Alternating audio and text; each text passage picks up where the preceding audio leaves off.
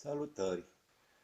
Într-un videoclip anterior am arătat cum am construit această articulație pentru a face motocultorul 4x4. După cum vedeți, transmisia este pe lanț. De la manicot pus un pinion, lanț gal, pinioane. Cum este făcută articulația, vedeți în celălalt videoclip. Această decupare am făcut aici ca la viraj să nu atingă pinionul. Pe o parte, pe cealaltă la fel este decupat aici. Transmisia tot prin lanț de la articulație la reductorul din spate. După cum vedeți, bine consolidată,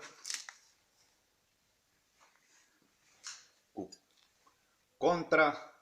Prinderea este pe o cornieră de 40 pe care eu am făcut-o până în față, că aici vreau să mai prind un tirant, o cuplă pentru cositoare sau lamă de zăpadă. Iar ceea ce trebuie să vă mai spun, este indicat să aveți un opritor, deoarece planetara nu permite decât 35 de grade articulația, să nu o stricați. Și după cum se vede, aici așa oprește. Asta e maximul. Eu am scos deja ghidonul, deoarece doresc să-i pun și volan cu acest reductor care va veni prins ceva pe aici. Dar despre aceasta am să vă spun într-un videoclip următor, după ce am să fac.